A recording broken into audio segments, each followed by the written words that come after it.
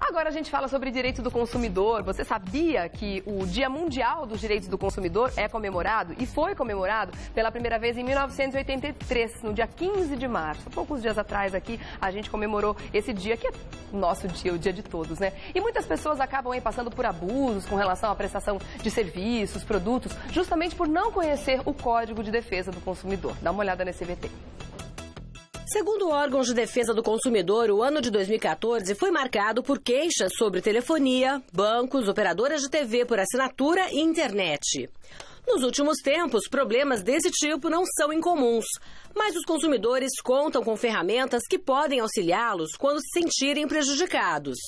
Em um primeiro momento, é possível tentar um acordo com as empresas. Mas quando o resultado não for satisfatório, a única saída é ir em busca de seus direitos na justiça. Mas em que casos o consumidor tem direito a uma reparação financeira?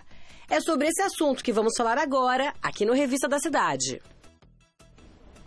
Para conversar sobre isso, a gente está recebendo hoje Dr. Marco Antônio Araújo Júnior. Ele é professor do Damásio Educacional e presidente da Comissão de Defesa do Consumidor da OAB São Paulo. Olá, tudo bem? Tudo bom? Seja bem-vindo à revista. Prazer estar aqui novamente. Prazer é todo nosso. Você pode informar para a gente quais são os setores hoje que são os campeões de reclamação com relação à prestação de serviços ou, enfim, oferecimento de qualquer produto? Teve alguma mudança no cenário do ano passado para cá? Não teve. Lamentavelmente não. O consumo de massa geralmente ganha nesse processo. Então, telefonia, serviço de TV a cabo e banco, né, as instituições financeiras, instituições bancárias ainda lideram o ranking das reclamações. Tá certo. Bom, e muitas coisas a gente pode fazer para garantir os nossos direitos, independente do problema que a gente está passando. Com relação à telefonia, como você falou, que tipo de provas que a gente tem que ter no momento em que a gente vai pedir uma reparação? É fundamental você ter cópia do contrato. Aquilo que você combinou, aquilo que você contratou tem que estar registrado, porque aquilo é da forma que você vai conseguir provar. O consumidor tem que ter ciência que pode pedir a gravação da ligação. Tá. Então, o SAC, quando ele faz uma compra ou quando assina um serviço por telefone, é obrigado a gravar essa ligação e o consumidor tem direito a acessar esse conteúdo. Quando o consumidor se sente lesado, quais são os passos que ele deve seguir? A primeira seria uma solução diplomática, digamos assim, tentando diretamente com a empresa, não é isso? É isso. A primeira é uma solução amigável, que ele pode tentar um contato com a empresa. Às vezes esse contato pode ser feito via SAC, que é o Serviço de Atendimento do Consumidor. Outras vezes ele pode fazer isso via rede social. As redes sociais têm atingido um êxito grande nisso. A reclamação por rede social costuma ser atendido mais rápido. Diminui a distância, né? Diminui a distância, é atendido mais rápido e a projeção é muito ruim para a empresa. A empresa acaba atendendo. Porque está divulgado para quem quiser ver, né? Está divulgado. Exatamente. O segundo passo é não conseguir o direto com a empresa, procurar os órgãos de defesa do consumidor. Tá. O PROCON é o órgão que vai atender esse consumidor. Via telefone ou presencialmente, ele pode fazer uma reclamação. Terceiro passo, não conseguiu o resultado no PROCON, ou demorou muito mais do que ele imaginou, o Juizado Especial Civil vai ajudá-lo nas causas até 40 salários mínimos. Tá certo. E aí sim, se você for entrar principalmente com essa ação especial, aí você vai precisar realmente ter tudo documentado. Precisa sim anotar os protocolos de atendimento, porque é claro que até chegar a esse ponto você já tentou uma solução amigável, então você já ligou na empresa. Eu confesso o seguinte, tem uma preguiça daquelas de anotar número de protocolo. E imagino que muita gente se identifica com isso nesse momento. Mas é importante que a gente não tenha. Eu sei que é um número desse tamanho, nem sempre a gente tem um papel e uma caneta na mão, na hora, mas é muito importante anotar esses protocolos, dependente do número de atendimentos, porque eles vão ajudar a gente a comprovar tudo aquilo que a gente está tentando receber, né, de contrapartida da empresa, não é isso? Sem dúvida, tem que registrar as reclamações, né? Quando você faz as reclamações, elas devem ser registradas, e aí o registro é o protocolo. Então você tem que fazer prova de todo esse processo, porque muitas vezes o consumidor acaba perdendo o seu direito porque não conseguiu provar toda a dificuldade que passou, todo o contato que já tinha feito anteriormente. Então, tem que registrar. Registre o número do protocolo, tenha cópia do contrato, guarde a nota fiscal. É fundamental esses documentos para uma medida judicial no futuro. Tá certo. Tem algumas perguntas também de consumidores para você, que a gente gravou anteriormente. Vamos conferir? Vamos. Primeira é da Nicole. Veja aí. O que devo fazer quando a interrupção do serviço de banda larga da internet?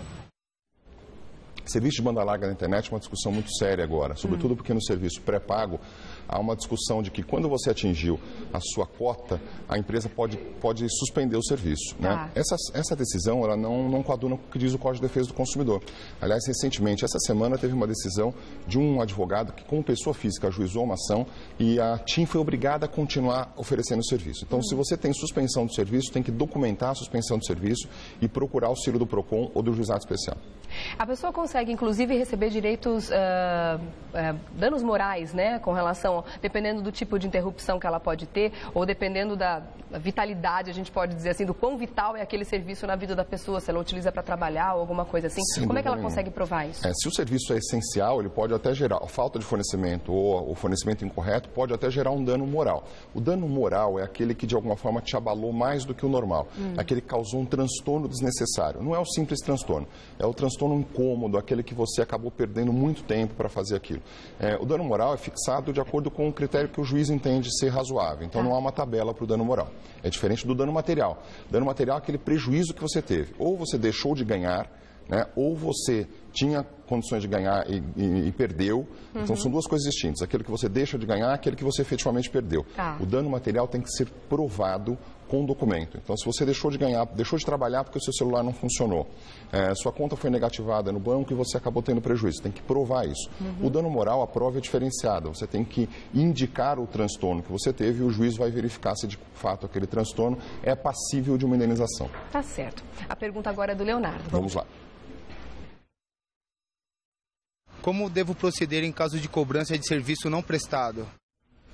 Legal. O Código de Defesa do Consumidor tem uma regra bem interessante. Cobrar o que não deve ser cobrado pode impor ao fornecedor o pagamento do dobro da quantia cobrada indevidamente. Olha que interessante. Então, se você recebe uma cobrança que não é devida, você pode brigar judicialmente pelo dobro dessa quantia na Justiça ou no PROCON. Então, é importante que o consumidor faça a prova disso, regulamente isso, porque ele pode discutir sobre isso futuramente na Justiça. Tá certo. Então, por exemplo, se a pessoa teve uma cobrança de R$150 e R$50 era indevido, era uma cobrança a mais, ela vai receber R$100, é Ela isso? pode receber R$100 se ela discutir isso judicialmente. Tá certo. Terceira pergunta agora é da Daniela, vamos ver. Qual é o prazo para se contestar valores cobrados indevidamente? Olha, se for um caso de indenização, a lei impõe 5 anos para essa discussão. Então, você pode, em 5 anos, pedir uma indenização por valores cobrados indevidamente. É um prazo longo, né? O ideal é que você não deixe para o final, mas é um prazo longo. Mas dá tempo da gente levantar provas suficiente? Dá tempo de juntar prova, dá tempo de juntar elementos para você discutir judicialmente isso. Tá certo. A pergunta é do Augusto agora, vamos dar uma olhada. Produtos de mostruários podem ser trocados?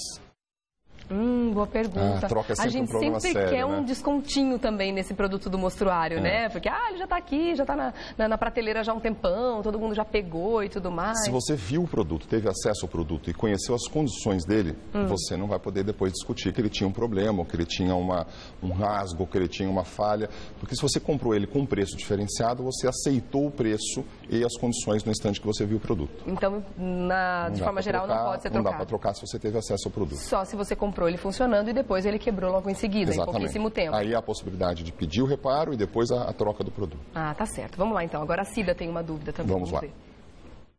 Um produto pode ser trocado mesmo que não apresente problemas? Essa pergunta é uma pergunta boa para depois de Natal, depois de Dia das Mães, depois de Dia das Crianças, né?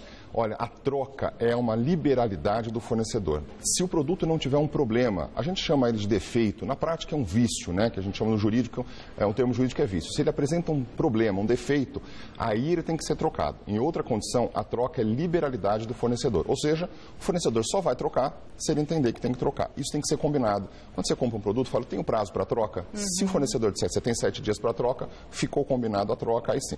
Se o fornecedor disser, não pode trocar, não está na lei a obrigação da troca. E é interessante que as pessoas realmente conheçam o Código de Defesa do Consumidor, porque assim como esse, que não é um direito do produto ser trocado, caso você simplesmente queira que ele seja trocado, o dono da loja, como você falou, tem todo o direito de falar, não, a gente não realiza a troca. Exato. E as pessoas começam muitas vezes a discutir com o dono da loja ou com o funcionário, porque acreditam que isso é um direito e juram que vão depois no PROCON para ir atrás dos seus direitos. Mas isso, como você acabou de dizer, não é um direito. Assim como isso, que não é um direito, as pessoas querem que seja, existem muitos outros direitos que elas não conhecem e acabam tendo prejuízos, acabam se indispondo muitas vezes com a empresa, né? E poderiam estar fazendo coisas muito mais certas para ter os seus direitos garantidos. É por isso que a gente deve sim comemorar a existência dos PROCONs, a existência do Código de Defesa do Consumidor, comemorando aí no dia 15 de março que já passou, né? Porque a própria criação dos PROCONs já foi um grande passo, uma grande vitória para os consumidores, né, doutor? É um grande avanço e a gente comemora 25 anos de Código de Defesa do Consumidor